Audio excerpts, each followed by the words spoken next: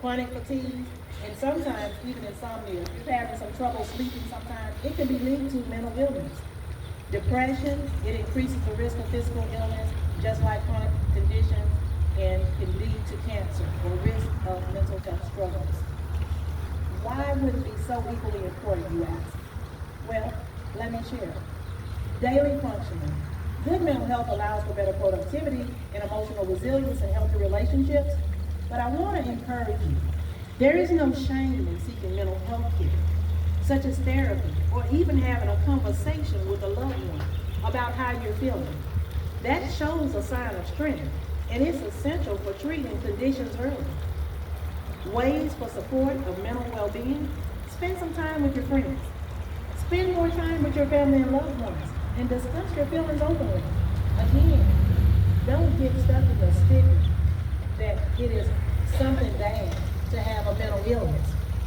Seek to get regular sleep, have a balanced nutrition, exercise more regularly, practice stress management techniques like meditation, try yoga, pursue some of your hobbies, but seek help early if you feel like you're having some issues with mental illness.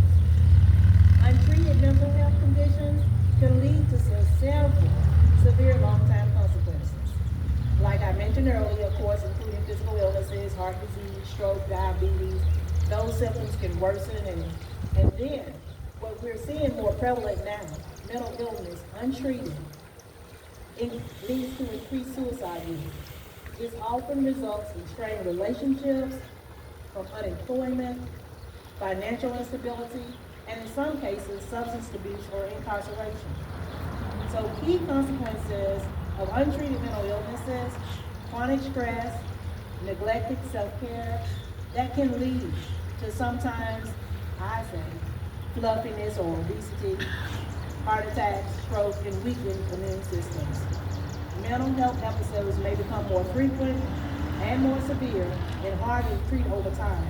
So again, I encourage you, if you see those signs, if you're dealing with someone yourself, your family, or a friend who are experiencing some of those traumatic things, unemployment, financial instability, you notice on your job increased absenteeism, job loss, or potential housing instability, reach out to those individuals and help them and tell them that help is available. Specific things that are impacted by mental illness issues: work and education, again, difficulty focusing, low motivation, high absenteeism, poor performance on your job. Students and adolescents tend to drop out, and those things are escalated by severe depression, anxiety disorders, and sometimes hallucination. Common warning signs: persistent sadness, extreme mood changes, withdrawal from social activities, complaints of low energy, the insomnia and problems sleeping.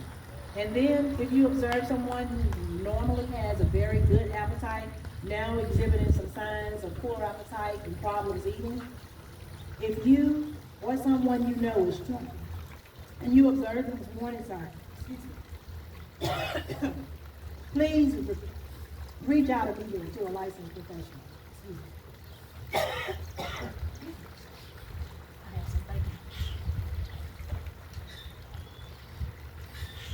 Common mental disorders in teens that are exhibited, are anxiety, depression, behavior disorders. You hear commonly ADHD, ODD, and eating disorders. These disorders affect approximately 1 in 7 adolescents from the ages of 10 to 19. Anxiety is the most common because it impacts 30% of teens at one point in their lives. These conditions are common, and they commonly cause significant impairment in their daily life. So they often require early intervention for those disorders. Anxiety disorders, depression, mood disorders, behavior disorders again, PTSD, stress disorders, and then some of those things lead to substance abuse. Pregnant women, they're not excluded. Up to 20% of pregnant women experience mental health issues. Most commonly, it's going to be depression. A lot of times, postpartum depression and anxiety, and a lot of anxiety that comes in prenatal periods, and then postpartum, which is after they have their baby. These disorders can cause symptoms like intense worry, low energy, and sleeplessness, and often triggered by the different hormone shifts that are experienced in pregnant women. So the most common conditions that we mentioned: anxiety disorders, expressive disorders, behavior disorders, ADHD, post-traumatic stress disorder, bipolar, schizophrenic, psychotic disorders, and eating disorders. Those are mental health conditions. Mental health crises require immediate attention. And when someone shows those signs with severe mood swings, intense social withdrawals, or self-harming behaviors, common warning signs, they include extreme paranoia, excessive substance abuse, rapid weight changes, and inability to perform daily tasks. If you or someone you know is in danger, call 911 or call the 988 Suicide or Crisis Lifeline. But those common warning signs for mental health crisis are suicidal thoughts of self-harm, talking about wanting to die, or searching for methods of causing physical harm to oneself, extreme personality changes, drastic changes in their behavior or their personality, severe social withdrawal isolations, withdrawing from their family and friends, someone who's normally very active in family and friend activities, who no longer wants to be a part of anything and are secluding themselves in their room, in their home, intense mood swings, rapid or extreme shifts in their emotions that can cause disruptions in relationships, loss of touch with reality, the paranoia and the hallucination, expressions to you and family members that they're seeing and hearing things, inability to function daily with neglect, increased agitation or aggression, severe grief, severe sleep, appetite disruption, increased substance abuse, hopelessness, and intense guilt. There are some immediate actions that can be taken, and we encourage you to do that. Call 988, that's an established suicide or crisis line, and someone will express that to you. Go to your nearest emergency room. Contact your local River Ridge Behavioral Health Services, Region 15, which is to cover the Natchez area, and that phone number is 601-466-6634. That's River Ridge Behavioral Health Services, and that is Region 15 that does cover Natchez. Please contact the Department of Mental Health helpline, and that helpline is 1-877-210-8513. In closing, where the rubber meets the road, it signifies the practical application of coping skills, resilience building, and support systems with dealing with real-life crises.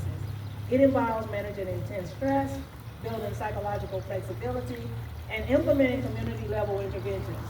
The crucial moment is often when mental health must overcome practical barriers to access that we experience in our day-to-day lives.